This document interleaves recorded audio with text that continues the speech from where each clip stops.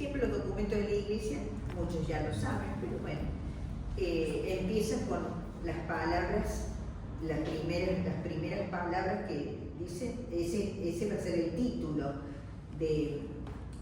digamos, del documento. Y este es de Benedicto XVI. Y en la segunda parte toma el ejercicio del amor por parte de la Iglesia como comunidad de amor, o sea, viene a ser el caritas, ¿no? La primera parte es el amor en esencia, y la segunda parte, que eso es lo que dudo yo en no tener tiempo, pero sí, darles un esbozo, sí. El ejercicio del amor por parte de la Iglesia como comunidad de amor. Ese caritas justamente es la concreción del amor. Por eso la segunda parte también es muy buena. Un documento sin desperdicio realmente. Bueno, muy bien.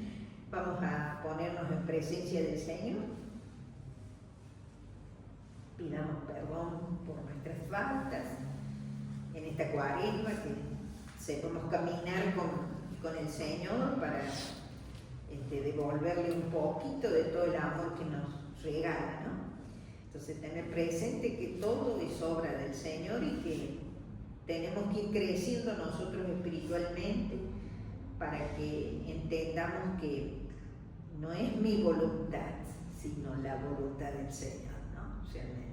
Tenerlo eso en cuenta ya es ahí llegar a una madurez, ¿no? Muy bien, comenzamos entonces diciendo que el amor de Dios es, digamos, fundamental para el cristiano, ¿no? Fundamental para todos, no para el cristiano solamente, pero, digamos, somos cristianos en este modo. Muy bien, y hay una carta en el Nuevo Testamento, carta de San Juan, que me gustaría que la tuvieran muy en cuenta, y por lo menos en el primer capítulo, digamos, en los primeros capítulos, ahí va a tomar el tema del amor, y justamente nosotros vamos a dar ya varias citas que Ámbar las va a leer en este momento. Estas palabras de la primera carta expresan claramente la imagen cristiana de Dios y la imagen del hombre. O sea, quiero decirles que necesito que ustedes vayan después a su casa a profundizar lo que hablemos aquí, porque realmente es necesario tenerlo bien afianzado a ese tema del amor como lo entiende el Señor y como quiere que nosotros lo aprendamos, ¿no? Entonces ahí empezamos con el primer tema que dice: nosotros hemos conocido el amor que Dios nos tiene y hemos creído en él. Dios es amor, y el que permanece en el amor permanece en Dios y Dios en él. ¿Qué cita es, Ámbar? Y léelo bien como lo tenemos. Sí, primera carta de Juan, capítulo 4, versículo 16. Entonces anoten, el 1 es la primera de Juan, están después de las cartas comunes de San Pablo, ¿no? De Corintios, de Romanos, todo eso. Las cartas de Juan están al final, pero no se confundan con el Evangelio. No. Entonces por eso ponemos el número 1, porque es la primera, tiene 3 cartitas, son cartitas cortas, pero no saben lo riquísimo que es ese mensaje de él, porque como que es el más profundo en las elaboraciones evangélicas, ¿no? Entonces, Juan 4, versículo 16. Versículo 16. Lee lo que dice. Nosotros hemos conocido y hemos creído en el amor que Dios nos tuvo. Dios es amor. Quien conserva el amor permanece con Dios y Dios con él. Palabra de Dios. Gloria a ti, Señor Jesús. Muy bien. Entonces, ahí ya tenemos un montonazo de temas en esa sola cita que hacemos. Nosotros hemos conocido el amor que Dios nos tiene y hemos creído en él. ¿Qué importa? Esa es las primeras citas que yo quiero que ustedes lean, pero profundicen todo ese capítulo donde está, mejor dicho, tomen la carta la primera carta de Juan y vayan leyendo de a poquito. No eso, así no se puede leer la palabra porque, como ven, miren todo el contenido que tienen y son 2 letritas, no, un solo versículo, un solo versículo. Bueno, entonces, pero claro, vamos a ir desmenuzando esto. No se comienza a ser cristiano por una decisión ética, o sea, una decisión personal, yo soy cristiano, no. Me tengo que encontrar con alguien que me va a mover los cimientos, me va a mover internamente. Y si estoy dormido en este momento en la fe, ¿no? Porque uno no sabe cómo está, ¿no? Después de tantos años de practicar la fe, uno por ahí es como que necesita un buen retiro o unas palabritas de algún sacerdote, de alguien, para que me mueva, ¿no es cierto?, a profundizar esto que es necesario. El encuentro, fundamental la palabra encuentro en San Juan, ¿no? Siempre va a tomar así, y tenemos que encontrarnos con él. Y si no nos encontramos, tenemos que ir lo mismo al sagrario, a encontrarme con él. Cualquier sagrario que encuentren, o en el crucifijo que tienen en su casa a la noche, encuéntrense con Jesucristo. Pero hay que encontrarse.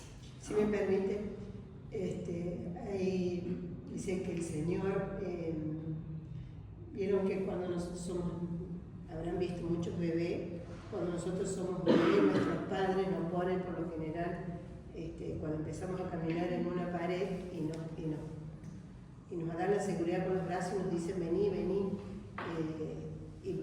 nos van como capujando, digamos, sería mi término.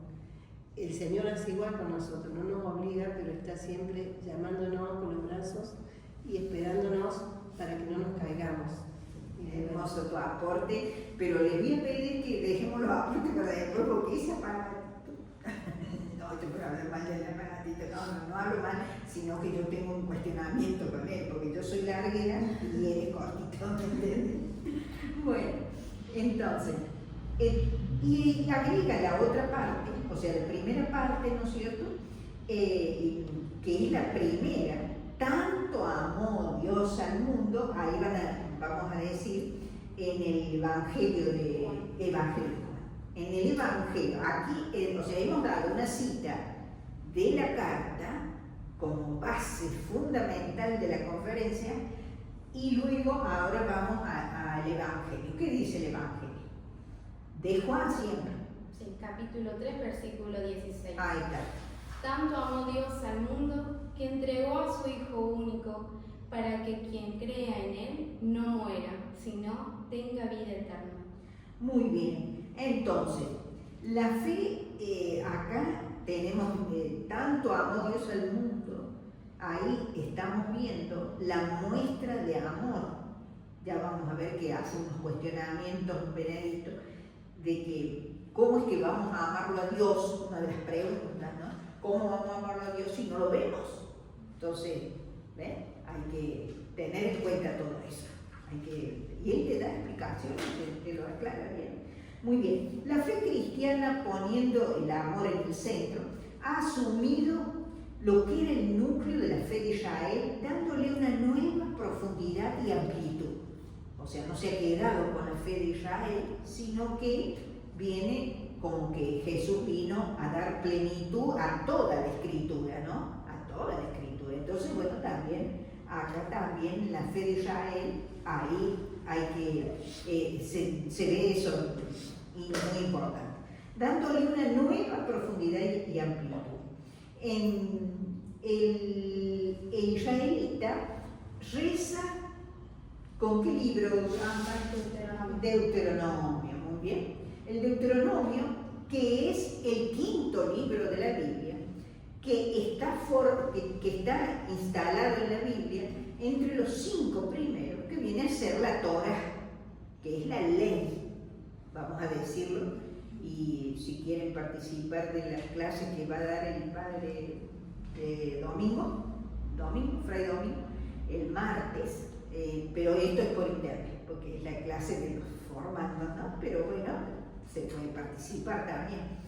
Entonces, para que tengan en cuenta la profundización que le está haciendo, es muy buena, muy bien, así que les viene perfecto para aclarar cosas que no tienen claro. Uno, por lo general, ha leído la Biblia, porque fue al retiro, porque fue a la misa, porque esto, pero ni sabemos a veces buscar textos o qué sé yo, ¿viste? Cositas así que ayudan. Muy bien, entonces en este Deuteronomio, ¿qué dice? Sí. Escucha, Israel. Ah, ahí está. El Señor nuestro Dios es solamente uno. Amarás al Señor tu Dios con todo el corazón, con todo el alma, con todas las fuerzas. O sea, que acá nos está dando la clave que estamos en una situación de escucha. Tenemos que escucharlo al Señor. Escuche, Israel. Ponerse atento, ¿no? Jesús también en el Levítico, no sé si te di esa cita del Levítico. No. Bueno, Levítico 19, 18. Ella, Levítico de la Torah. Sí, primero.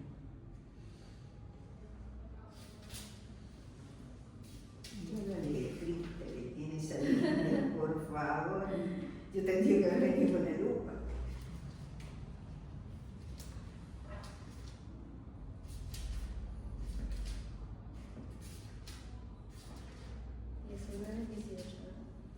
O sea, era el núcleo, ya te doy el lugar. El núcleo de la fe estaba formado en esto, en el escucharlo a Dios. Ahí estaba la fuerza del judío. Mejor dicho, se había apartado, por eso el Señor le va a decir, los mismos del Sanedrín, ¿no? Le van a decir que escuche, que tenga en cuenta, ¿no? Todo lo que es uno, porque el contagio con los pueblos paganos de alrededor es bastante complicado, ¿no? Bastante complicado abstenerse de contraer los como en este mundo que tenemos otras tentaciones, no tendremos becerro de oro, pero tenemos otros dólares, ¿viste? Bueno. Sí. No serás vengativo ni guardarás rencor a tu propia gente. Amarás a tu prójimo como a ti mismo. Yo soy el Señor. Yo soy el Señor. Y él te dice, o sea, para que escuche el Levítico, ¿no? El Levítico que habla de la ley realmente. Amarás al prójimo como a ti mismo. Fíjense que ya es una enseñanza muy anticipada a la enseñanza digamos, en relación al Evangelio, ¿no? Amarás a tu prójimo como a ti mismo. Ya se van mejorando las cosas. Después tenemos otra cita de 1 Juan 4, 10. Recién era 4, 16. 1 Juan 4, 16. Ahora 4, 10. ¿Qué quiere decir el Señor ahí? Un tema es el tema del amor, que se preocupa el Señor y el Papa Benedicto XVI se preocupa mucho de explicar estas cositas porque es fundamental en este sentido de que ¿por qué exige amor el Señor? 1 Juan 4, capítulo 4, versículo 10. 10. En esto consiste el amor, no en que nosotros hayamos amado a Dios, sino en que Él nos amó y envió a su Hijo para que, ofreciéndose en sacrificio, nuestros pecados quedaran perdonados. Perdona. Bueno, ahí está. Entonces, ahí tenemos escuchar cómo trato al hermano, o sea, aquí ya me está haciendo el resumen del documento, la cita, ¿no? Realmente el resumen. Muy bien, en esta primera parte, que tiene un carácter más especulativo, puesto que en ella quiso precisar algunos puntos sobre el amor de Dios y que Dios es muy importante para cada uno, bueno, todo eso lo va a decir, de forma misteriosa, gratuita, ofrece al hombre y a la vez la relación intrínseca de dicho amor con la realidad del amor humano. O sea que vamos a tomar primero el tema del amor en general y después el amor humano en particular, sobre todo el arquetipo entre el hombre y la mujer, porque es un tipo de amor fundamental para el ser humano. Tenemos que tener bien claras las cosas, bien claritas las cosas, y sobre todo nos va a enriquecer ese aspecto. Nos va a enriquecer porque vamos a valorar lo que ya hemos recorrido, o si no hemos recorrido, hemos hecho renuncia, bueno, también. O sea, dentro del amor está la renuncia también, renuncia amorosa. Entonces todo eso hay que verlo, ¿no? Para que se entienda por qué el Padre Benedicto dice esto. Y Benedicto, claro, porque él entregó su vida al Señor. ¿Ven? Ahí está, clarito. Muy bien. Y la segunda parte, de una índole más concreta, o sea, es la parte, digamos, de cómo hacemos la solidaridad, cómo se preocupa la Iglesia por la solidaridad. Pero ya les digo, desde el principio de la Iglesia, siempre se ha atendido a las viudas, a los huérfanos. Tan es así que uno de los primeros problemas, fíjense, el primer problema genera la diaconía en la Iglesia. Genera la diaconía porque ellos estaban perdiendo el tiempo, y si estamos perdiendo el tiempo en las mesas, nuestra obligación es el culto, es predicar la palabra, cosas, y tenía razón los apóstoles de quejarse porque esa era la tarea que tenían. Pero ellos vienen y dicen, se están quejando los helenistas que no le atienden a las viudas de ellos, que están atendiendo a algunas viudas y a algunos huérfanos y a otros no les alcanzaba el tiempo, claro. Bueno, entonces dice, vamos a elegir, y ahí le eligen que Matías es uno de los primeros que fue elegido, bueno, en fin, pero se eligieron 5 en esa oportunidad para servir a las mesas, servir la solidaridad, o sea, estar al servicio de la solidaridad con el hermano. Exactamente, eso es lo que pretendió hacer. Muy bien, entonces seguimos con las citas o ya terminamos, creo, esta parte. Vamos a ver, espérate un poquito. Entonces, ahora sí, vamos a la primera parte, que es la respuesta al amor divino, ¿no? La respuesta al amor divino, la primera parte, la unidad del amor en la creación y en la historia de la salvación. El amor de Dios no es una cuestión, es una cuestión fundamental para la vida y plantea muchas preguntas, muchas. Sobre todo, ¿quién es Dios? ¿Por qué le debo yo amor? ¿Por qué le debo yo respeto? Tenerlo en cuenta, porque ahora lo tenemos como ignorado, ¿no? En la cultura general, digo, ¿no? Por favor, no se ofenda a nadie, porque no hablo en particular, sino mirando el mundo, saliendo a las ciudades grandes sobre todo, vos ves que algunos días vamos a misa, algún día, alguna de las celebraciones, y ojalá que no se pierda eso, porque hasta ahora están asistiendo a las grandes celebraciones, por lo menos, pero no hemos entendido lo que es el verdadero amor, porque el amor necesita, digamos, el amor es mutuo. Si no es mutuo, el amor no es válido. Entonces, esto es lo que tenemos que tener en cuenta, de que yo si lo voy a dejar en un rincón todo el año, voy a ir en Navidad y bueno, menos mal que Cuaresma cerca, entonces, bueno, voy a ir en ese tiempo, ojalá que haga una conversión y mueva algo, pero estoy desorientado, no estoy en el camino del amor, no estoy, porque yo tengo que sentir amor por el Señor y realmente saber por qué le debo a Él este amor, ¿por qué? Muy bien, entonces, la unidad del amor, vamos a hablar de eso. El amor, pero el problema que tenemos acá, Ámbar, es la palabra amor. La palabra amor, pero eran los dos que me faltan. Esto sí, buen día. Qué bueno verte bien. Gracias. Verte bien, sí. ¿Ya pasó ese dolor?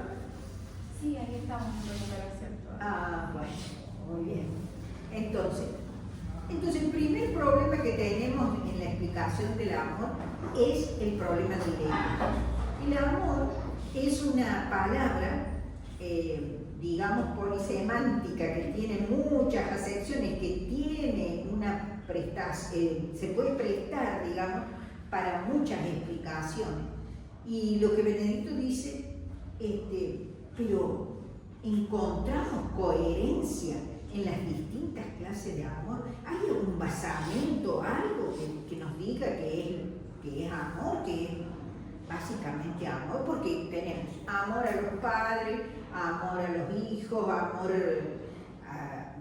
a Dios, suponete, amor a, qué sé yo, al trabajo, todo es como es. Entonces, hay muchas situaciones que nos implican, es una palabra bastante, dice, bastardeada la palabra amor, ¿no?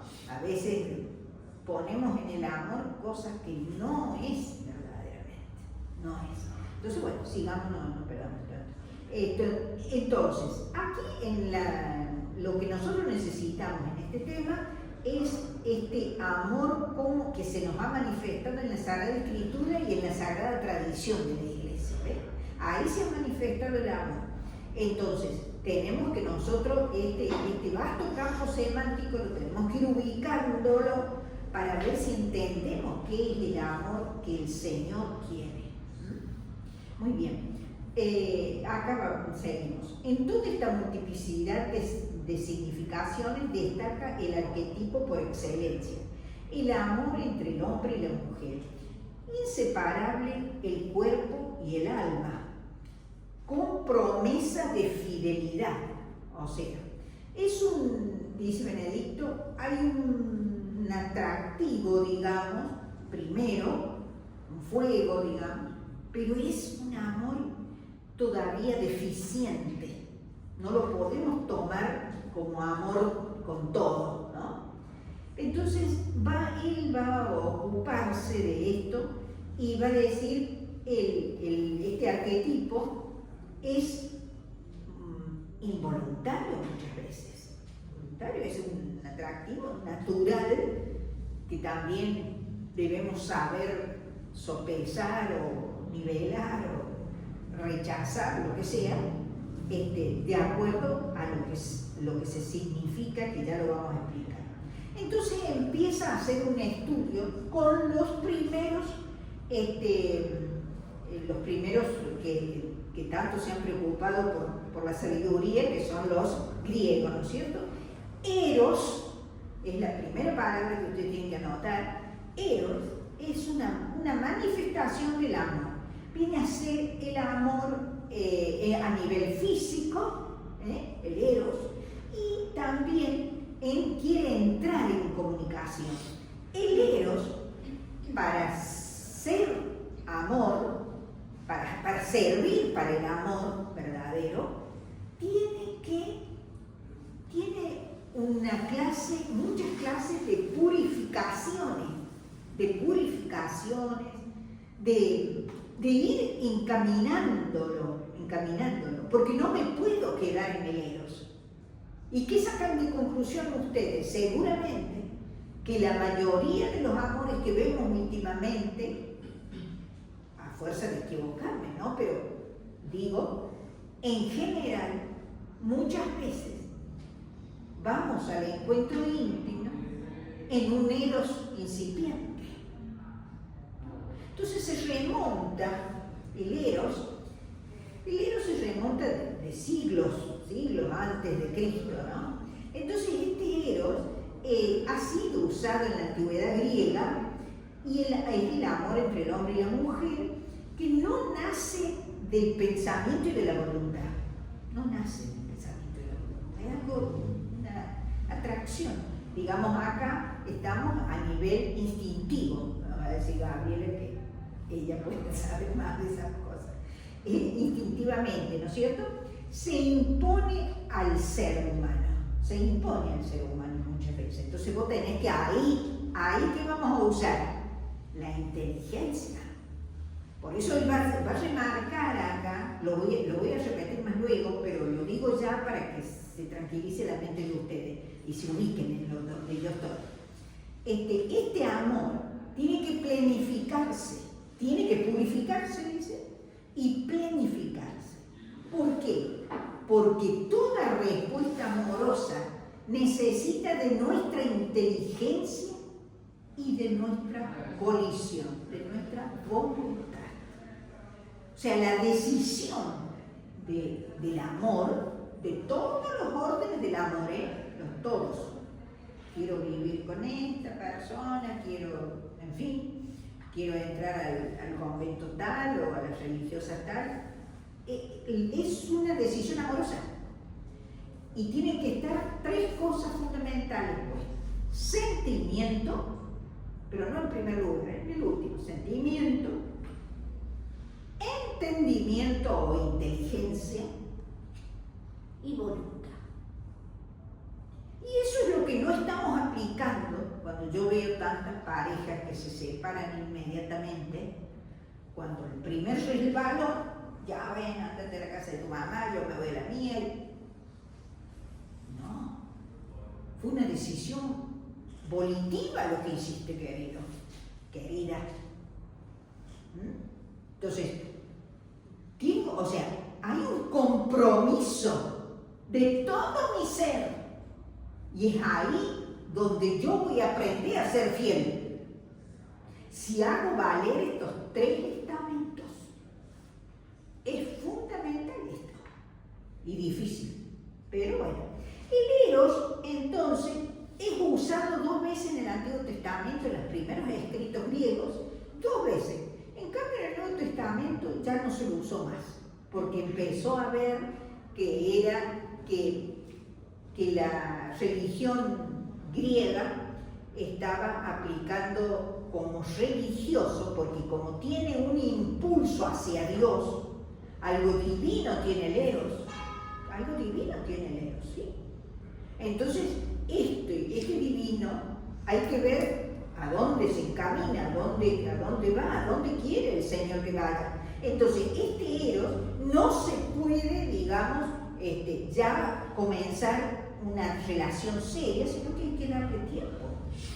Hay que darle tiempo a este eros para que vaya purificándose y vaya encaminándose por donde debe ser, porque ese eros tiene que ir al agape, el griego acentúa la E, agape, no es agape, es esta,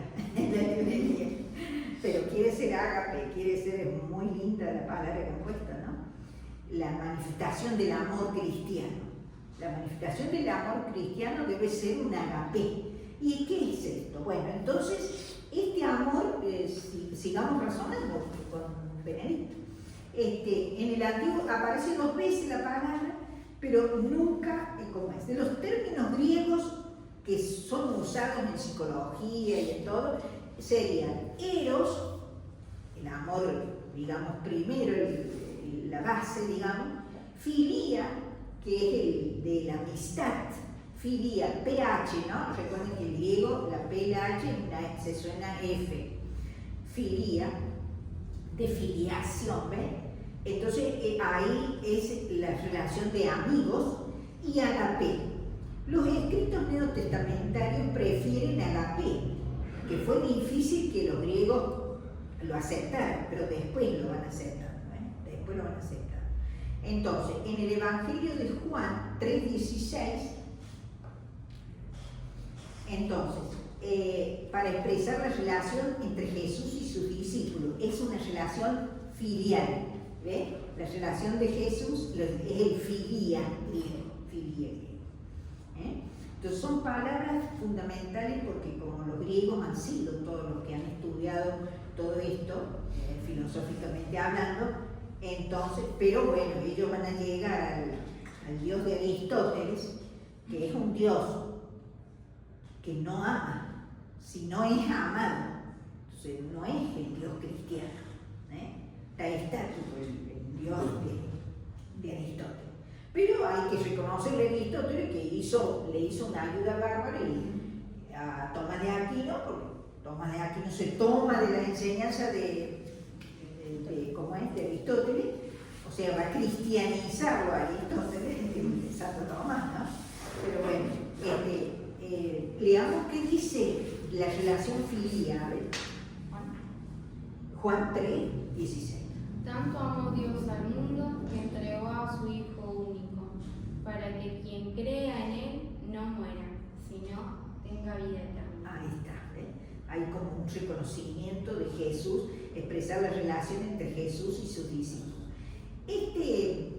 Relegar la palabra eros junto con la nueva concepción del amor que se expresa en la palabra agape, ahí denota algo esencial en la novedad del cristianismo. O sea, el cristianismo va a buscar la esencia del amor y lo va a descubrir que hay un agape que no se queda en el eros, ¿no? Pero no lo rechaza, porque no se pueden ser contrapuestos los dos, se tienen que soportar mutuamente. Siempre un amor empieza por un eros, pero no puede ser, porque estoy subvaluando mi propia dignidad. Y es lo que estamos viendo ahora, donde se canaliza o se prefiere, digamos, una cultura muy corporal, ¿no? El cuerpo es todo. Estamos dándonos al cuerpo todas las cosas necesarias o innecesarias, pero sí buscamos el bien del cuerpo. La salud sí es fundamental que sea así, pero cuando estamos en la cuestión amorosa, solamente, ¿no?, quedándonos en curvas más o menos, entonces ahí sí ya la cosa cambia, ¿no? Ya no es lo que quiere la Iglesia que se quede en eso, sino que haya una sublimación y que vaya creciendo, que vaya, si no se queda con un amor negativo y que va a saltar en cualquier momento, porque realmente nosotros somos cuerpo y alma, no somos cuerpo solamente. Entonces, al no ser cuerpo solamente, no puedo. Fíjense que tampoco si el hombre se quiere hacer el espiritual solamente y basarse, también está denigrando su dignidad, porque no es eso lo que tiene que estar junto con el cuerpo. O sea, con los dos, el alma y el cuerpo, tiene que lograr la unión con el Señor. O sea, esa trascendencia que tiene que hacer, esa trascendencia. A mí me decían cuando yo estudiaba, esto fue en el Lumen Christi, ¿no? El instituto que ahora pasó a ser donde vos estás estudiando en el arzobispado. Bueno, pero excelente, era digamos, una institución de la Junta de Religiosas de Córdoba. Muy excelente, el estudio realmente magnífico. Y el padre que nos daba espiritualidad decía: chicas, porque casi todas eran hermanas religiosas, ¿no? Entonces, y dice,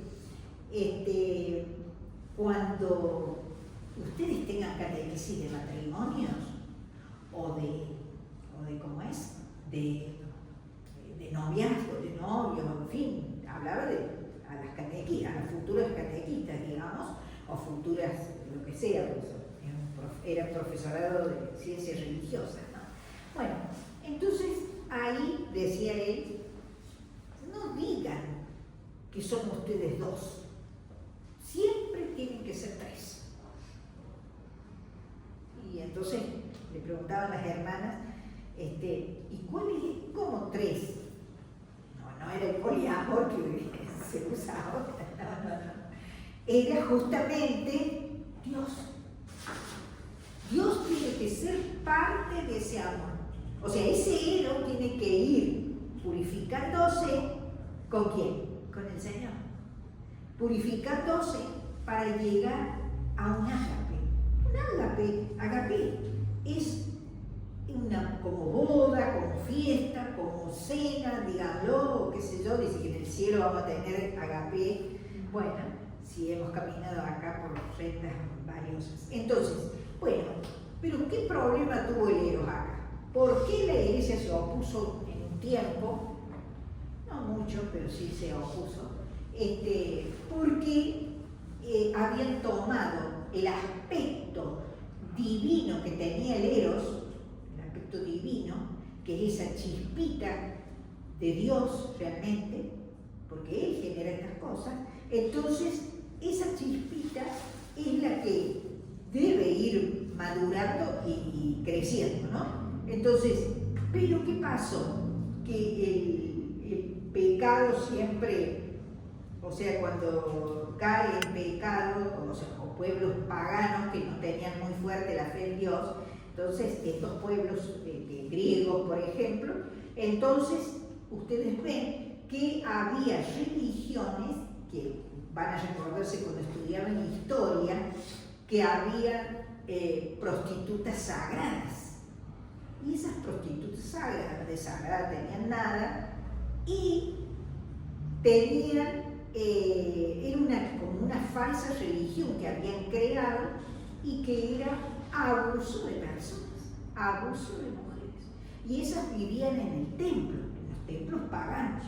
O sea, había como una religión de fertilidad, que claro que sí venía la fertilidad con esto, entonces, pero esto venía a ser una situación muy anómala para la Iglesia Católica que no lo podía aceptar, porque estaban tomando como Dios una cosa muy humana, que era el sexo libre, ¿no? Sexo libre. Todo eso se ha vivido y él lo cuenta con una franqueza. Me encanta cómo este Papa toma las cosas realmente, ¿no? Sin ningún tabú, no le pone tabú a nada y lo habla bien así. Muy bien. Entonces, es un abuso que se está haciendo con estas mujeres. Entonces, él acusa, la Iglesia Católica acusa de los abusos que están haciendo de esas pobres mujeres, que les están haciendo perder la dignidad por una supuesta religión. Todo porque tiene un llamado divino, digamos, el mismo hecho del Eros, ¿no? Entonces, esta prostitución sagrada son seres humanos de los que se abusa. Eros necesita disciplina y purificación para dar al ser humano no un placer de un instante, sino un placer, digamos, con una manera mucho más alta, más profunda, que es llegar a la trascendencia divina. ¿Qué quiere Dios de esta chispa divina? Eso es lo que me tengo que preguntar. Eso, o lo mismo llamado religioso. Llamado religioso, tengo que ponerme frente al sagrario y preguntarle al Señor, ¿qué quieres de mí? ¿Qué quieres? ¿Qué esto que estoy sintiendo? ¿Qué validez tiene? O qué, en fin, ¿no? Entonces, esto, hay una purificación y también puede llegar a la renuncia, dice el Padre Benedicto, y eso no es rechazar el Eros, sino sanearlo para que alcance su verdadera grandeza, ¿ves? O sea, con el Eros tenemos que llegar al amor agape. ¿Está siendo claro? ¿Sí? Bueno, porque no son cosas muy usuales, ¿no? Pero ni la carne ni el espíritu aman, ahí tengamos en cuenta esto. ¿Por qué les reclama la Iglesia a estos que dicen que son de una religión? Porque no es el alma, porque si yo valoro la carne o el espíritu, unos eran muy espirituales, otros muy carnales. Entonces, ni uno ni el otro, los dos se están equivocando, porque yo me tengo que, con mi cuerpo y con mi alma, yo tengo que caminar en grandeza hacia el amor de Dios, que yo le tengo que devolver al Señor el amor que Él me ha dado. Entonces, la persona humana, la persona, no el cuerpo de la persona, que acá estaban privilegiando la faz, digamos, sexual, ¿no es cierto? Y entonces se generaba estas cosas bestiales realmente, cosas, o sea, estamos viendo que siempre el hombre ha tenido oportunidad de caer en estos pecados y seguimos más o menos en lo mismo, ¿no? O sea, ¿viste? Es así. Bueno, entonces, siguiendo la lectura de esto, o viendo cómo es, en el Evangelio de Juan 3:16, yo creo que lo leímos, me parece. El amor de amistad, sí. Tanto amó Dios al mundo que le dio a su Hijo, sí. Este relegar la palabra eros junto a la nueva concepción del amor que se expresa con la palabra agape, denota sin duda algo esencial en la novedad del cristianismo. O sea, era una novedad, ¿no? El cristianismo, diciendo que nacerse los puritanos. No, que te está explicando que es precisamente en su modo de entender el amor. El cristianismo no acepta esa bestialidad. En la crítica al cristianismo que se ha desarrollado con radicalidad en el tiempo de la Ilustración, esta novedad ha sido ahí criticada a la Iglesia mucho, en forma negativa. ¿Y por quién? Por Friedrich Nietzsche, ¿no? Que ateo él, y qué sé yo, bueno, él va a decir que la Iglesia Católica le ha dado veneno al Eros y que por poco lo mata, pero no lo mató, lo dejó en una calidad de vicio, dice. Pero le echa la culpa a la Iglesia de que los preceptos y las cosas que tiene la Iglesia es como que mató el Eros, o sea, el primer llamado sexual. Y entonces no puede ser que entendamos las cosas así, porque estamos entendiendo mal, ¿no? Entonces, esto es lo que queremos que se vea. Entonces, el cual, aunque no lo llevó a la muerte, le hizo degenerar en vicio. El filósofo alemán Nietzsche expresó de este modo una apreciación muy difundida. La Iglesia, con sus preceptos y prohibiciones, así lo dice en el texto, que lo copio textual, no convierte en amargo lo más hermoso de la vida, que es una parte muy delicada y hermosa la sexualidad, pero viviéndola bien, eso es lo que pasa. La Iglesia previene, porque si nosotros empezamos mal a vivir el sexo, va a continuar y vamos a caer en el principio, porque la calidad del pecado existe, ¿no? Que vamos hundiendo un poquito más, o sea, es innegable, o sea, entras en la línea del pecado, te vas hundiendo, ¿eh? Entonces la Iglesia cuida a esta persona que está bautizada, que lo tiene a Dios, ¿eh? Entonces la cuida por eso, que tenga un buen matrimonio. Va a decir, Eros llama al matrimonio, ya lo decimos acá. Y una de las cosas que usaban también las voces de Virgilio, las bucólicas de Virgilio, cuando dice omnia vincit amor, vincit amor. Entonces, todo vence el amor. Sigamos con el amor. Entonces era como ¿cómo se le decía? Como algo de fiesta, ¿no? En los templos, en el templo que decían que era sagrado y que eran prostitutas sagradas, ¿no? Entonces, bueno, todo eso había que corregirlo, le gustara o no le gustara. Entonces, la prostitución sagrada que se daba en muchos templos, el Eros se celebraba pues como fuerza divina, como comunión con la divinidad, pero todavía no. Todavía ha sido una chispa del Señor, pero nada más. Ahí está esperando nuestra libertad, ¿no? Ahí está esperando nuestra libertad el Señor. Entonces, a esta forma de religión, que como una fuerte tentación contrasta con la fe en un único Dios, el Antiguo Testamento se opuso con máxima firmeza, convirtiéndola como perversión, claro, como perversión de la religiosidad. No obstante, en modo alguno rechazó el Eros como tal, sino que declaró la guerra a la desviación destructora. Eso es.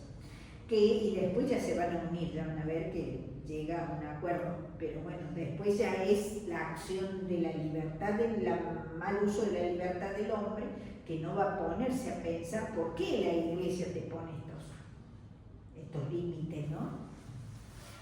Puesto que que la divinización del Eros que se produce en esos casos lo priva de su dignidad divina y lo deshumaniza. O sea, todo lo que había empezado como acción de Dios, el hombre la termina, digamos, materializando en la sexualidad solamente con el cuerpo, entonces, y nada más.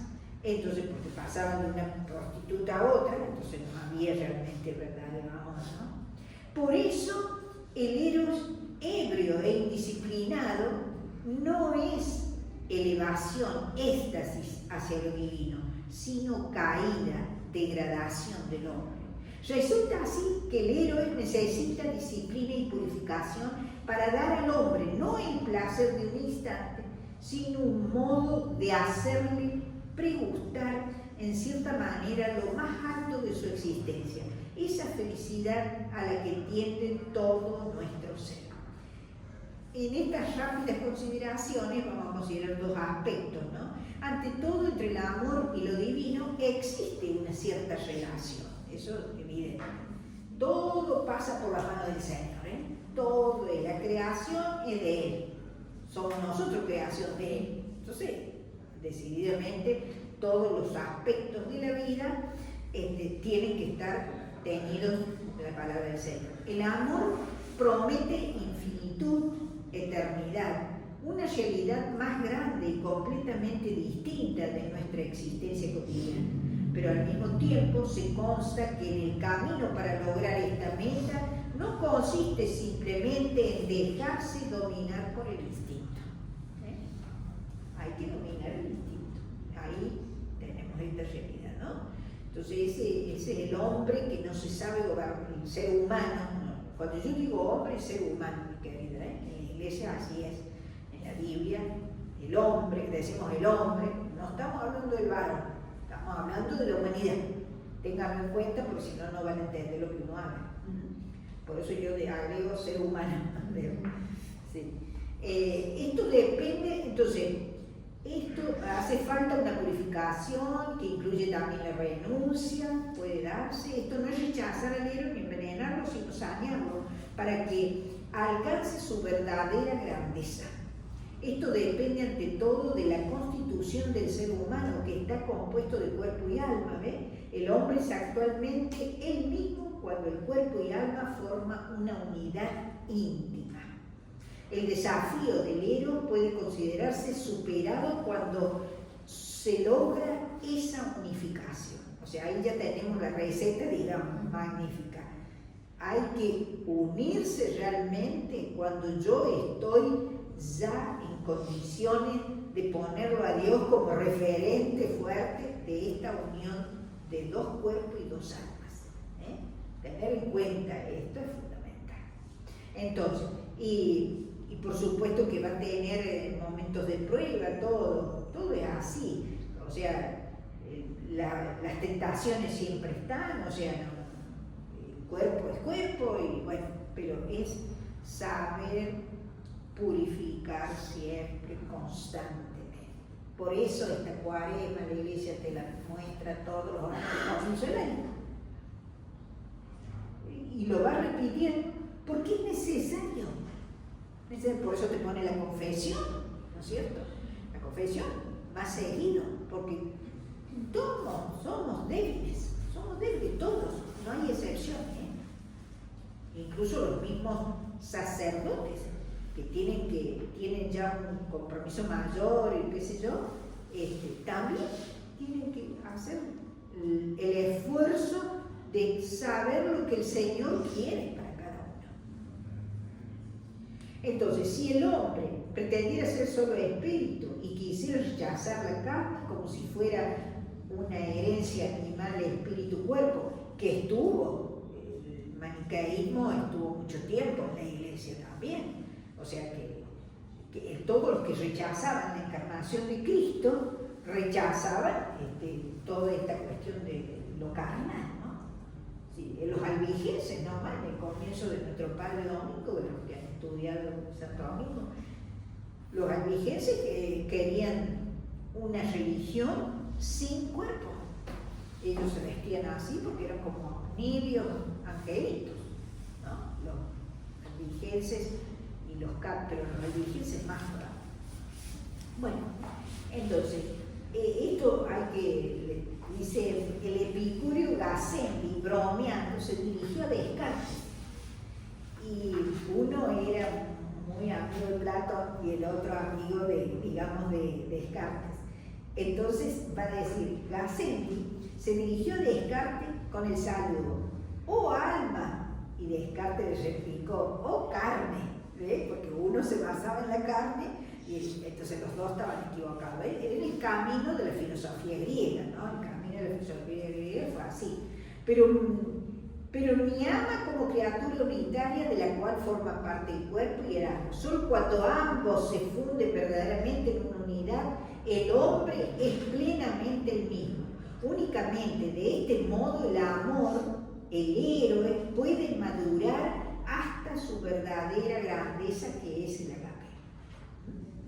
Entonces, hoy se reporta a veces el cristianismo del pasado haber sido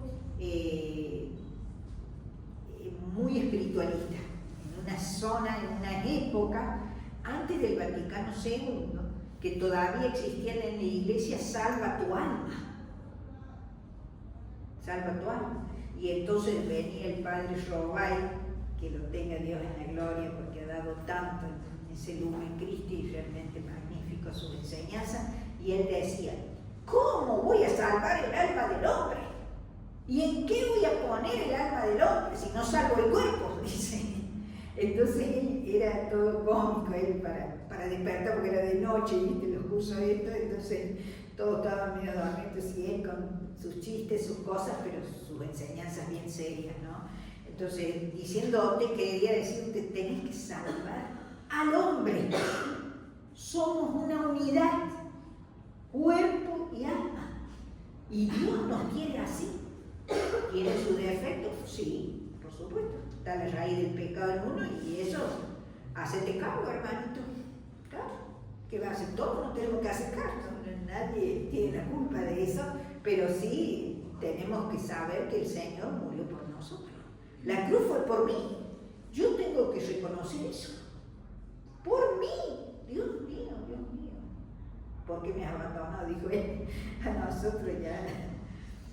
A veces que nos sentimos un poco abandonados, ¿no? Porque quizás no estamos caminando bien o quizás las pruebas son muy fuertes, ¿no?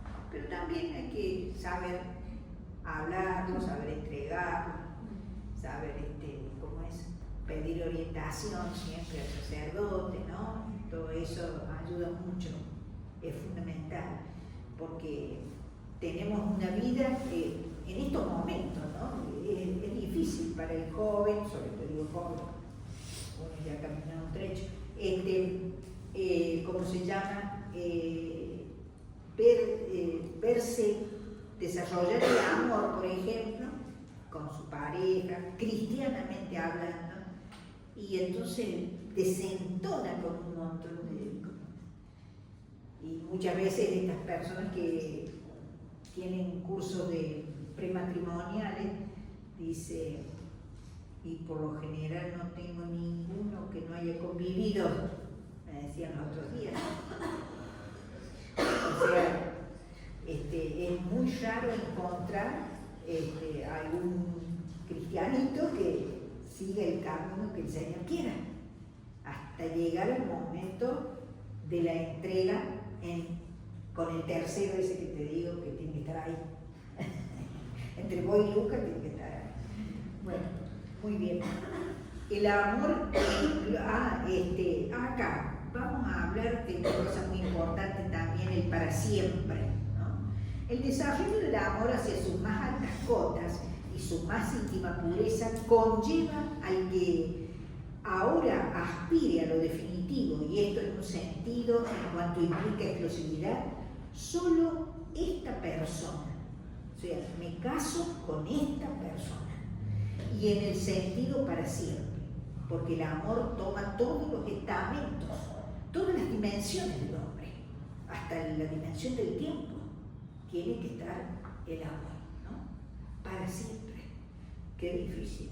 El amor engloba la existencia entera y en todo su, incluido también el tiempo. No podría ser de otra manera, puesto que su promesa apunta a lo definitivo. El amor, dijimos recién, tiene eternidad. Entonces, si tiene eternidad, lo tiene a quién? A Dios. Entonces, con Dios tengo que hacer las cosas.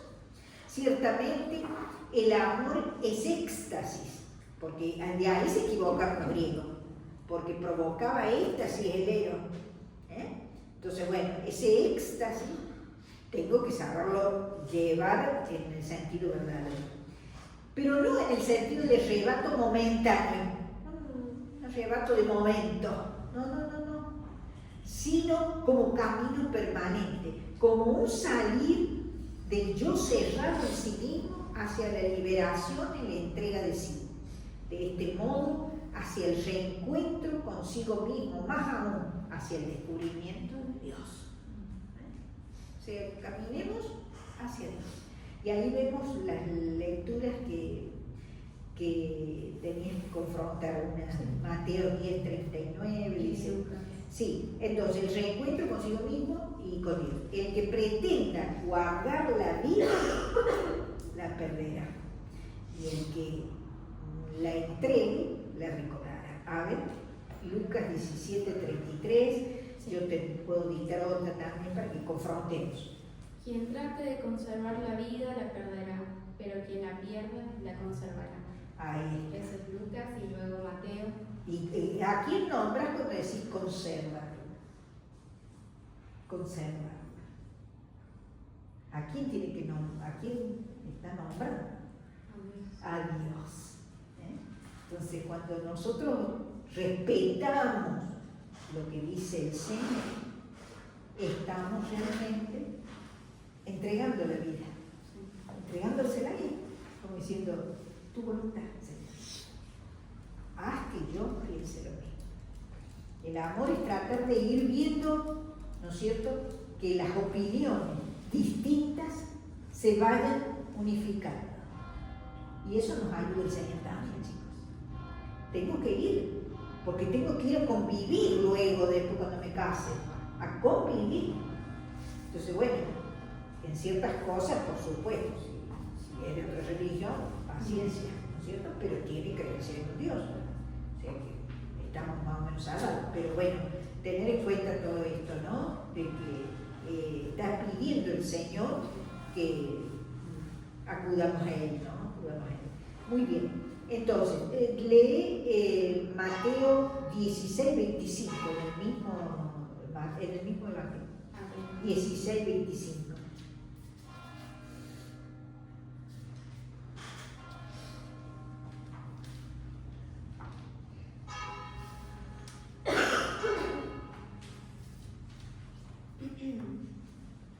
El que quiera salvar su vida la perderá, pero quien pierda la vida por mi causa la conservará. Ahí está, ¿ves?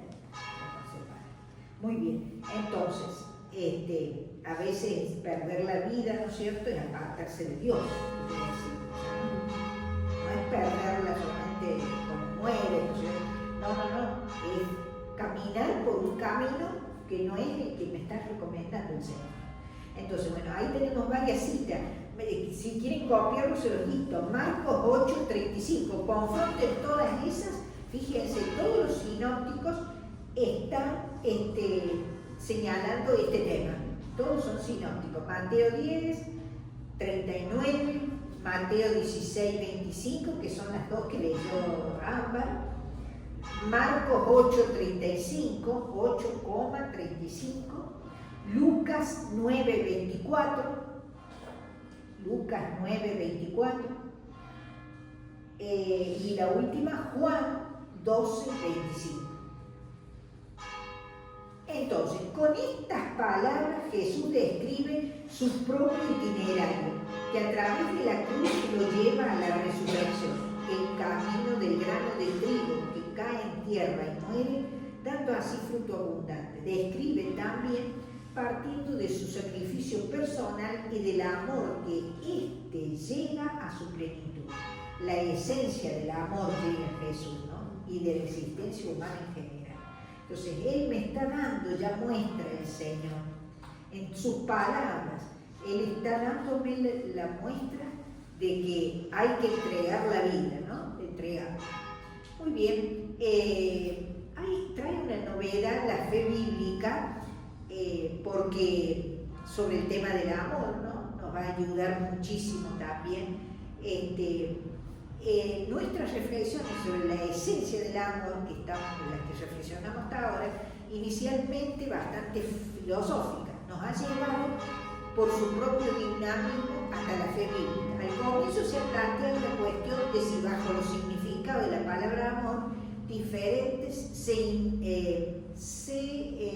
de los significados diferentes de la palabra amor, diferentes e incluso opuestos muchas veces, subyace alguna unidad profunda, o por el contrario han de permanecer separados. Uno por un lado, o sea, la pregunta que se hacía el cristiano en esa época era: ¿qué hacemos con el eros?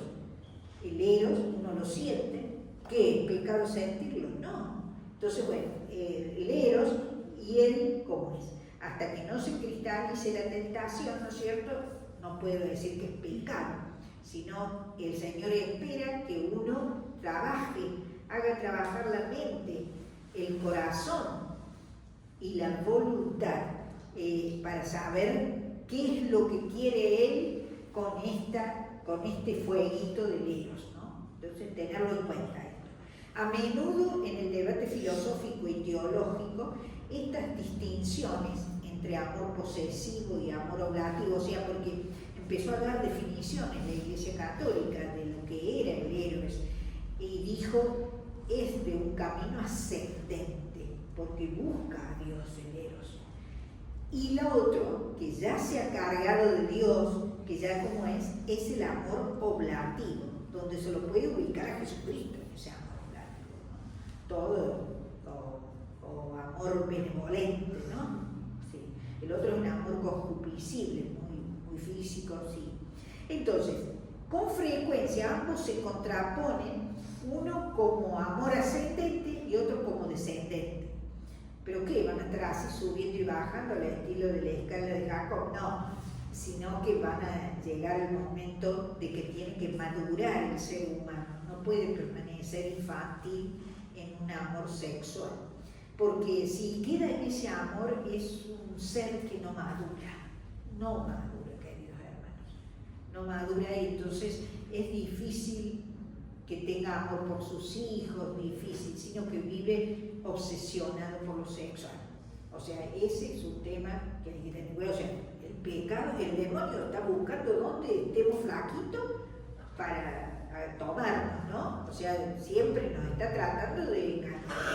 Entonces, ahí hay que estar fuertes, ¿no? A menudo, en el debate filosófico y teológico, estas distinciones se han radicalizado hasta el punto de contraponerse. Lo típicamente cristiano sería el amor descendente oblativo, el agapé precisamente. La cultura no cristiana, por el contrario, sobre todo la griega, se caracteriza por el amor ascendente, vehemente, posesivo. Claro, cuando el amor recién despierta, digamos, esa llamita, es como que quiere todo ya. Y justamente la paciencia es lo que debe brillar por ahí. La paciencia para ir viendo que, porque ese fuego después se puede acabar, se acaba fácilmente, porque es pequeñito, porque no ha crecido en el amor oblativo. Entonces, ahí viene el camino de la purificación. Ténganlo bien en cuenta. Entonces, este amor ascendente no quiere decir que sea mejor el héroe, no. El camino que debe hacer el héroe dice porque él quiere purificarse. Por eso asciende a Dios, lo busca a Dios. Vehemente, pues, es posesivo al comienzo. Es decir, el héroe. Si se llevara al extremo este antagonismo, la esencia del cristianismo quedaría desvinculada de las relaciones vitales fundamentales de la existencia humana. O sea que la Iglesia Católica nunca ha negado el eros, y ni lo niega, pero hay que saberlo ubicar al Señor, si no te lleva por delante con todo, porque es posesivo. posesivo, como es, bueno, entonces hay que indicar, bueno, está bien, poquito, nada más, punto. Muy bien. Entonces, si se llevara al extremo este antagonismo, la esencia del cristianismo quedaría vinculada. O sea, no puede separarse eso porque es algo humano y lo ha querido Dios. Entonces no puede la iglesia separarse de eso, del eros. No. Tiene que educar al cristiano para que viva el eros como debe ser, que lo debe llevar a maduración del amor. ¿Estamos de acuerdo en eso? Tengamos claro, si no, después ya me van a hacer una preguntita que aclaremos. Si se llevara ese antes, entonces la iglesia no puede, porque se va a separar de las cosas vitales de la vida. Por el héroe viene la familia, vienen los hijos. Entonces estamos perdiendo lo más importante que es la vida, dada por Dios. Entonces tengamos en cuenta esto. Entonces, pero hay cómo lo engendramos, ahí está la cosa, y cómo hemos vivido esa relación, cómo hemos vivido ese amor, con qué entrega, con qué. Esto es así. Entonces, son vitales, fundamentales estas cuestiones, ¿no? Pero netamente apartado del conjunto de la vida humana estaría el cristianismo si se negara el eros. En realidad, eros y agape, amor ascendente y amor descendente, nunca llegan a separarse completamente. Nunca. Siempre están buscándose. Porque es lo que quiere Dios. Dios te va llevando. A veces nosotros somos sordos, ciegos, no queremos ver. Pero no. Hay que ver, hay que mirar. Se sabe todo vehemente, veros, ascendente. Fascinación por la gran promesa de felicidad. Claro. Al aproximarse, lo que decía Nietzsche, nos priva de lo más importante en la iglesia, dice. No lo priva, sino que lo vivas en el momento que corresponde vivirlo. Ojo. Entonces, al aproximarse la persona al otro, se planteará cada vez menos cuestiones sobre sí misma para buscar cada vez más la felicidad del otro. Acá es cuando cambia. Cuando cambia la relación, cuando yo ya no lo miro con ojos míos, lo estoy mirando con ojos de Cristo. Entonces yo lo estoy mirando, ya no estoy yo ansioso por gobernar ese cuerpo y todo eso. No. Sino quiero el bienestar de ella o de él, ¿no? Se entregará la felicidad del otro, se preocupa de él, se entregará y deseará ser para el otro. Los dos tienen que ser, uno ser para el otro ser para él. Es mutuo, como dije, el amor es mutuo, no puede ser individual. No puede ser que yo, bueno, ya va a cambiar, cuando me case voy a cambiar. ¿Qué error? No, hay que vivirlo antes. Hay que corregirlo antes, Eros. Hay que corregirlo. Y él, porque no corregimos nada, no dejamos así nomás. No sabemos también, ¿no? Así el momento del ágape se inserta en el Eros inicial. De otro modo se desvirtuaría y pierde también su propia naturaleza. Por otro lado, el hombre tampoco puede vivir exclusivamente del amor oblativo. Acá está el término medio, Ojo, ni cuerpo solamente, ni alma solamente espiritual. No. Las dos cosas. Por eso es un juego de una línea muy finita que por ahí se nos va el pie, No, dejémoslo el pie para que no caigamos. Entonces, por otro lado, el hombre tampoco puede vivir exclusivamente del amor oblativo descendente. No puede dar únicamente y siempre también debe recibir. Ojo, que a veces hay uno el que ama y el otro soporta o quiere así. Y no me doy cuenta. Que está tan solo, quizás porque una es. ¿Ya es una? 1 hora y 10 estamos. 1 hora. ¿Cuánto tenemos? Y un ratito más y ya estamos. Dios mío. Yo tengo 12 y 10, ¿puede ser? Bueno. Tengo un ratito de tiempo. Era 1 hora. 1 hora. perfecto. Sí, por eso no vamos a ver la otra parte. Sí, sí. Yo ya lo había calculado. No, porque esto es muy difícil, no es fácil. No es fácil entenderlo. ¿Me entendés? Creo que me entiendes. Sí. Muy bien. Entonces, vamos a apurar un poquito.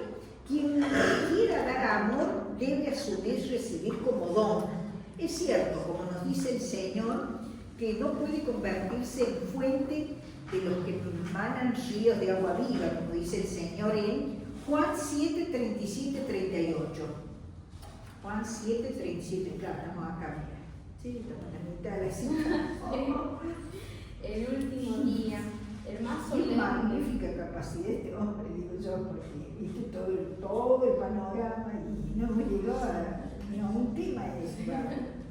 Bueno, querida. El último día, el más solemne de la fiesta, Jesús se puso de pie y exclamó: quien tenga sed, venga a mí, Venga. y beba quien crea en mí. Así dice la Escritura: de sus entrañas brotarán ríos de agua viva. Exactamente. Entonces, Él nos da la solución. Buscarlo a Jesucristo. No obstante, para llegar a ser fuente, como quiere el Señor que sea fuente viva de su gracia, de su Espíritu, ha de beber siempre de nuevo de la primera y originaria fuente que es Jesucristo, de cuyo corazón traspasado brotó el agua en la cruz, ¿no es cierto? El agua y digamos, sangre y agua, que es el amor de Dios, la expresión del amor de Dios. Juan 19, 34. Juan 19, 34, pero no por minuto. Sino que un soldado le abrió el costado con una lanza. Enseguida brotó sangre y agua. Sí. Entonces, por uno solo. En la narración de la escala de Jacob también, pero eso lo vamos a dejar porque no viene mucho al caso, va a ser más difícil todavía entenderlo. Pero sí, en San Gregorio menciona a San Pablo que fue arrebatado hasta el tercer cielo, hasta los más grandes misterios de Dios, y precisamente por eso, al descender, es capaz de hacerse todo para todos. ¿Por qué tengo que llegar al ágape? Tengo que llegar al ágape porque es lo único que me va a hacer revalorizar a la otra persona y a todo el prójimo, que no es ya digamos, solamente el extranjero como en el tiempo de Cristo, sino todo aquel que necesita ayuda. Yo tengo que ayudar. Esa es de la segunda parte de esto que estoy hablando, ¿eh? De la segunda parte de la solidaridad que tiene que tener Cristo.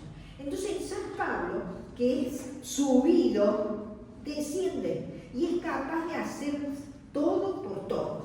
2 Corintios 12, 2, 4 y 1 Corintios 9, 22. O sea, de las cartas de San Pablo, primera de Corintios. La segunda de Corintios primero, Sí. y después la primera de Corintios. Sé de un cristiano que hace 14 años, no sé si con el cuerpo o sin el cuerpo, Dios lo sabe. Dios lo sabe. Dios lo sabe. Sí. Sí. Fue arrebatado hasta el tercer cielo.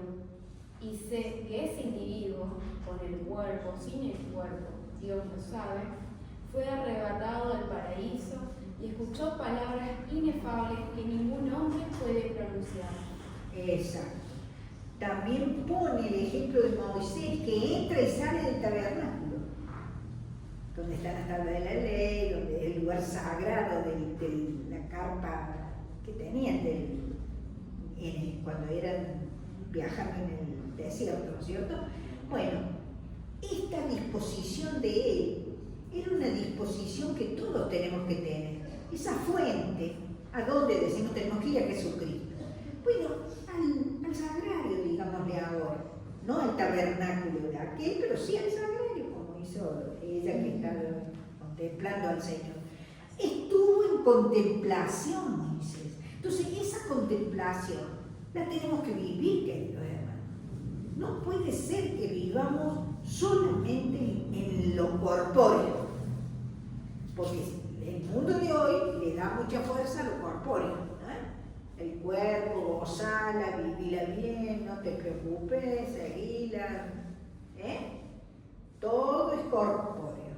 El alma, bueno, no sé.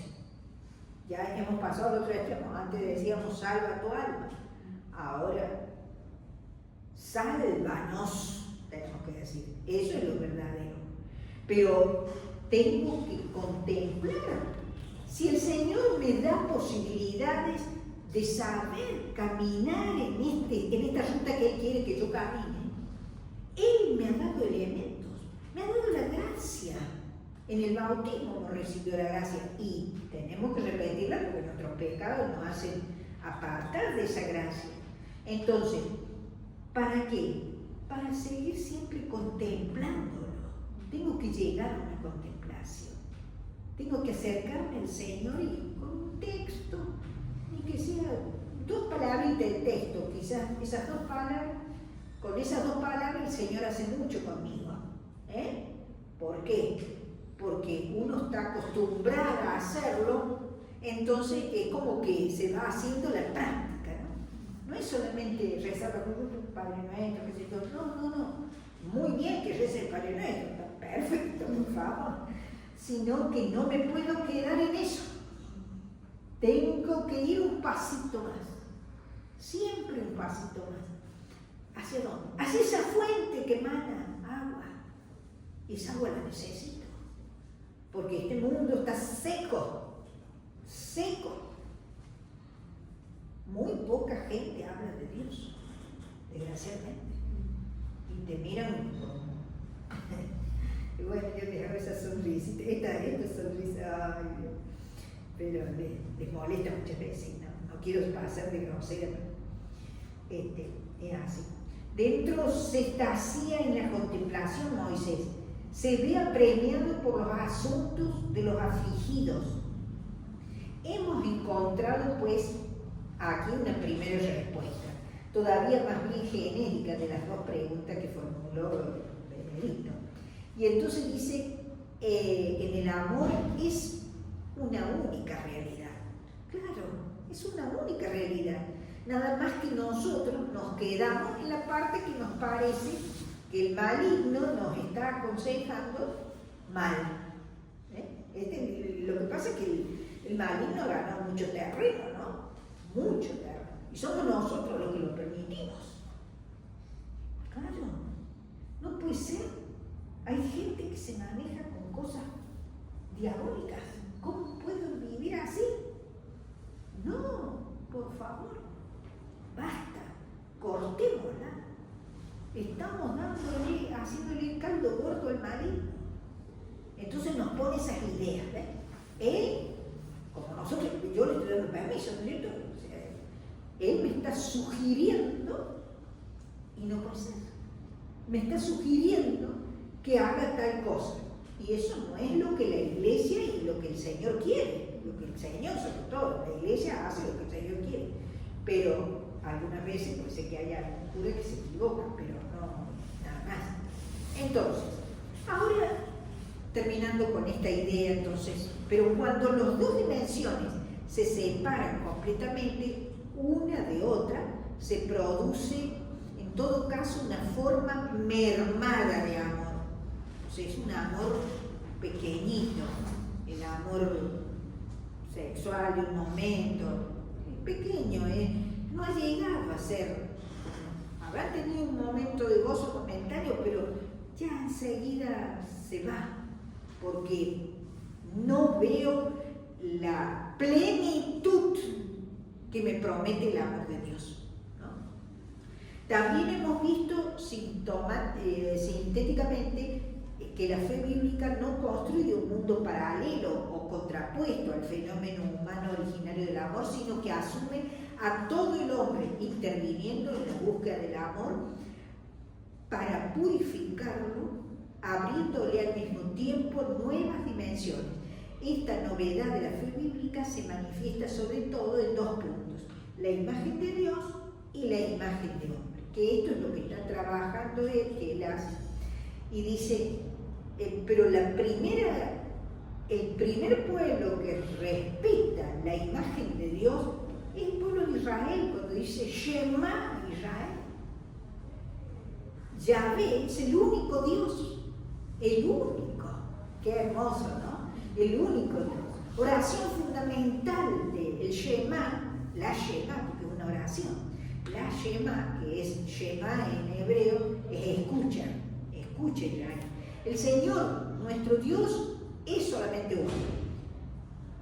Deuteronomio 6:4, sí, ya lo leímos. Y por lo tanto también es el Dios de todos los hombres.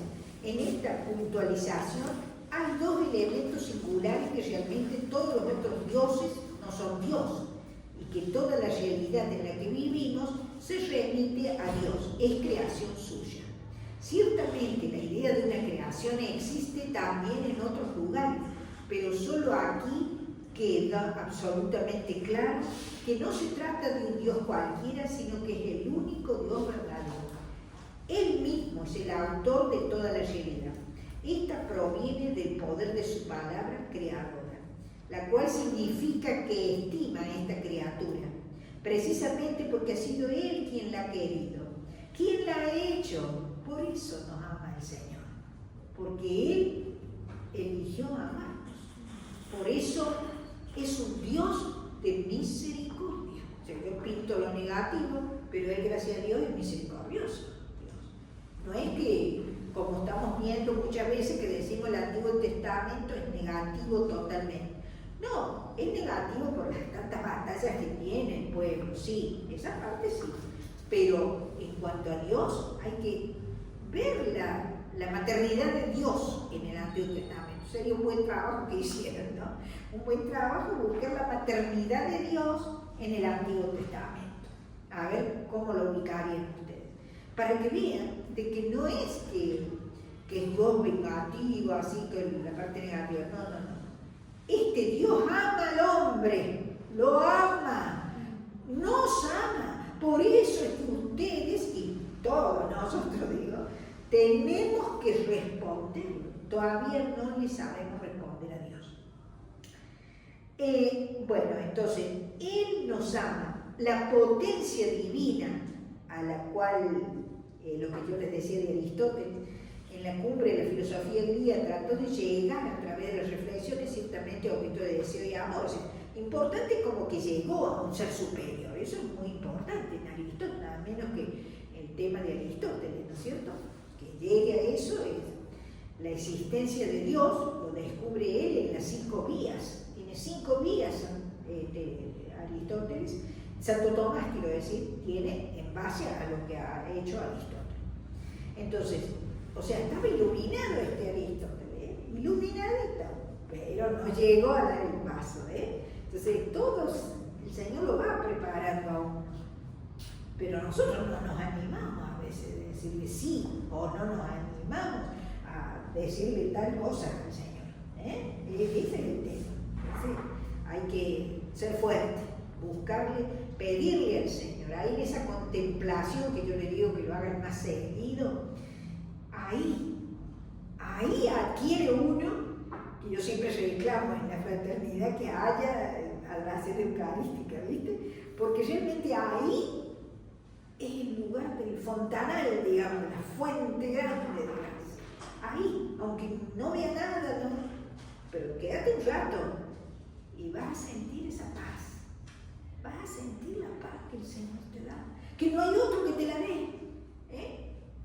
Es así, tenemos que ir, por eso nos acompaña, ya quedó en la Eucaristía, porque justamente necesitamos de Él. Entonces, pero ella misma no necesita nada de ese Dios de Aristóteles, no ama, solo ella ama. Dios único, es Dios único, el Dios de Israel, que ese sí ama y quiere que lo ame personalmente, porque Él ama personalmente. Entonces, nosotros también tenemos que amarlo personalmente. Él escoge a Israel y lo ama, aunque con el objeto de devaluar precisamente de este modo a toda la humanidad. Él ama, y este amor suyo puede ser calificado sin duda como eros, no obstante es también totalmente agapeo, depende de nosotros. Los profetas Oseas y Ezequiel, sobre todo, han descrito esta pasión de Dios. Oseas, ¿lo tenés por ahí? Sí, Oseas, sí. Sí, pero un poquito que termine yo de decir esto y ya sobre todo han descrito toda la pasión de Dios, porque es un Dios apasionado. Esto es lo más grandioso de este Dios nuestro. Se apasiona por el hombre. Vos dale medio paso al Señor y te va a tener te va a ir regalando más gracias para que te des cuenta. Pero tiene que ver la apertura de tu corazón. Por eso la contemplación me ablanda las durezas que yo tengo dentro. Todos las tenemos, todos. Entonces, eso es importante que lo hagamos para que realmente sea fructífera esa misa que vamos. Nos llenamos de gozo en la misa y por eso no queremos faltar en la misa. No necesitamos que nos digan el tercer mandamiento, mira, te quiero cumplir. No, ya viene solo. Viene solo, ¿por qué? Porque yo sé que ahí hay una persona que a mí me está buscando y me ama. Entonces, siguiendo un poquito más, vos después me decís, la relación de Dios con Israel es ilustrada con la metáfora del noviazgo y del matrimonio. Lo lleva del noviazgo, que viene a ser la parte del eros, hasta el matrimonio. Porque el eros pide matrimonio. El Dios monogámico se manifiesta en esta disposición. La idolatría es adulterio y prostitución, o sea, ese es el pecado del pueblo de Israel. La idolatría, porque cuando les tira las tablas, que se quiebran las tablas de la ley, Moisés, el Señor le había dado las tablas de la ley, y cuando descubre que están adorando un becerro de oro, no sé si le cayeron, habrá sido a propósito la entrega de las piedras que las quebró totalmente. Entonces, con eso se alude concretamente a los ritos de fertilidad, o sea, la idolatría, le llama adulterio y prostitución, ¿no? A la idolatría. Y noviazgo y matrimonio a los, digamos, a la parte de creer en el Señor y de vivir lo que Él diga. Con eso se alude concretamente a los ritos de fertilidad, con su abuso del eros, pero al mismo tiempo se describe la relación de fidelidad entre Israel y su Dios.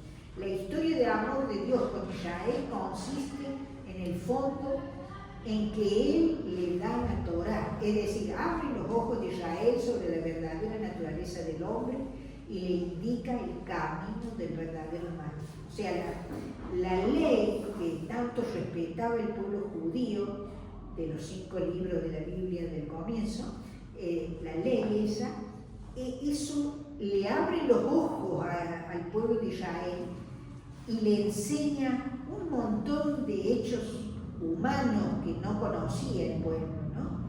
Y le indica el camino del verdadero humanismo.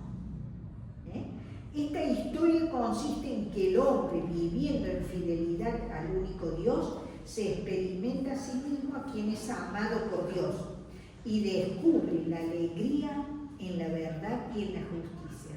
La alegría en Dios se convierte en felicidad esencial. Ahí tenemos, y ahí terminamos esta parte, junto a Dios, Salmo 73, 25 al 28, 25 y 28. Sí, ¿lo leo? Sí, 72 entre paréntesis. Versículo 25. ¿A quién tengo yo en el cielo? Contigo nada deseo en la tierra. Versículo 28. Pero mi bien es estar junto a Dios, hacer de mi dueño, el Señor, mi refugio y contar todas tus acciones. Bueno, mira vos este salmista, cómo te ubica, dice, para mí lo bueno es estar junto a Dios. Qué bueno que podamos decir todo esto. El eros de Dios para con el hombre, como hemos dicho, es a la vez agape. No solo porque se da de todo gratuitamente, sin ningún mérito, sino también porque es amor que perdona. Ahí está lo que decíamos antes. Oseas, de modo particular, no sé si fijamos la cita, no me acuerdo. Sí. nos muestra la dimensión agape en el amor de Dios por el hombre, que va mucho más allá de la gratuidad. Israel ha cometido adulterio, ha roto la alianza. Dios debería juzgarlo y repudiarlo. Mira que dice Oseas. Leen. ¿Cómo podré dejarte, Efraín, entregarte a ti, Israel? ¿Cómo dejarte como Admá, tratarte como a Seboín? Me da un vuelco el corazón, se me conmueven las entrañas. No ejecutaré mi condena, no volveré a destruir a Efraín, que soy Dios y no hombre, el santo en medio de ti y no enemigo destructor. No enemigo, o sea, perdona, es un Dios. O sea, tenemos muestras sobradas, queridos hermanos, de por qué debemos amarlo a Dios. Porque justamente es misericordia total. Entonces, es solo que nosotros está esperando que nosotros le demos la llave de nuestro corazón, la llave para que Él pueda entrar y estar como que está, pero para actuar, ¿no? Para que actúe en mi ser, en mí, con mi gente, o en fin. Entonces, no voy a destruir a Efraín, dice, porque soy santo en medio de ti. El amor apasionado de Dios por su pueblo, por el hombre, es a la vez amor que perdona, lleva a la misericordia. Entonces, un amor tan grande que pone a Dios en contra de sí mismo. Fíjate, ya está. Todavía no. Ya está. Ya está. Bueno, esta es la idea final. Un amor tan grande que pone a Dios contra sí mismo. Su amor contra su justicia. Fíjate vos que va contra la justicia esta idea. El cristiano ve perfilarse ya en esto veladamente el misterio de la cruz. Dios ama tanto al hombre que, haciéndose hombre él mismo, lo acompaña incluso en la muerte y de este modo reconcilia la justicia y el amor. O sea, la cruz viene a solucionar todo lo que este amor está manifestando. Cómo esa cruz me enseña, o nos enseña a todos, que el amor debe tener un viso de cruz. Es así, un viso de cruz, porque es entrega. También debo hacer la muestra de acá, el cantar de los cantares. Eso es para trabajar con el cantar de los cantares. Dios con el hombre y el hombre con Dios. Ahí el cantar de los cantares, que son todos cantos poéticos que son de una fiesta matrimonial, o sea, son cantos al esposo, a la esposa, que nos hablan de realmente esa relación de Dios con el hombre y del hombre con Dios. De este modo, tanto en la literatura cristiana como en la judía, el cantar de los cantares se ha convertido fuente de conocimiento y de experiencia mística. Fíjense, para trabajar el cantar de los cantares era un retiro, ¿no? Porque tiene mucha riqueza. Bueno, pero hay que guiarlo bien, ¿no? Experiencia mística. Dios y el hombre siguen siendo ellos mismos y sin embargo se convierten en una sola cosa.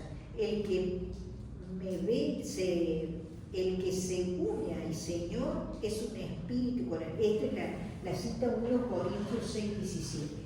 1 Corintios 6:17. Creo que lo anotamos. Sí, acá está. Sí, 1 Corintios 6:17. El que se une al Señor es un espíritu con Él. O sea, me va a ser fácil el amor a Dios si yo le doy permiso al Señor que vaya trabajando en mi corazón. Por eso, más sagrario, más Eucaristías, en fin, y leer más la palabra. Tienen tarea la primera carta de Juan, ¿no? Van leyendo de a poquito. No se lee todo de un solo día, querido hermano. No. Poquito, y que les vaya a ustedes sacando así apuntes, diciendo esto, por ahí alguna cosa que no entienden, en algún momento ya la Presidenta nos va a ubicar un ratito de tiempo para terminar. Sí, ya, ahora ya no, digo otro día. Sí, ya terminó. Bueno, dejamos ahí. Yo lo dejo ahí para que. ¿Querés que te lea para ella para terminar? ¿Cómo? Sí, ¿Querés que te lea? sí, se te. Pero el que se une al Señor se hace un solo espíritu con Él. Se hace, ahí está. Mira qué bárbaro como nos permitió terminar, ¿no? Que no termina, ¿no? Él sigue hablando, sigue. Es magnífico, pero no es para 1 hora y cuarto.